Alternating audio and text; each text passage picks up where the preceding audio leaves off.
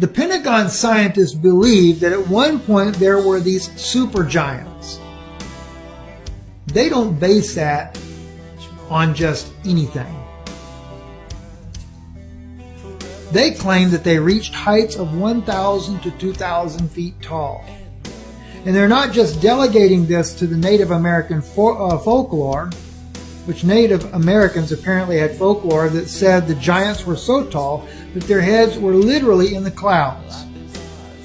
They kind of led you to believe that the giants that were referenced in the Bible really were only about 15 to 20 feet tall. They were giants, but they weren't super giants as recorded in Enoch. The biblical giants were a more palatable size. It wasn't like a giant that was so tall his head reached the clouds, and now they have identified quite a few terrestrial objects that the scientists claim are leftovers or basically deceased body parts of these giants that are actually mountains. Yeah. Now I realize what I'm sharing with you now is going to sound almost like a fairy tale. And listen, take it or leave it. I'm not asking you to believe one way or the other when it comes to that.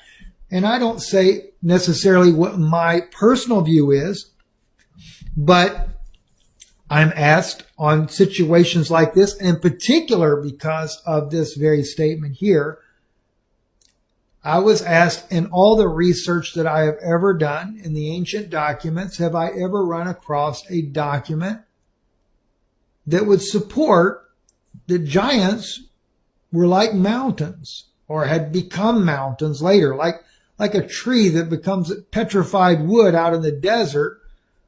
And I don't really know the process, how that works, but over time the piece of wood becomes like a stone. Well, oddly enough, the answer was yes.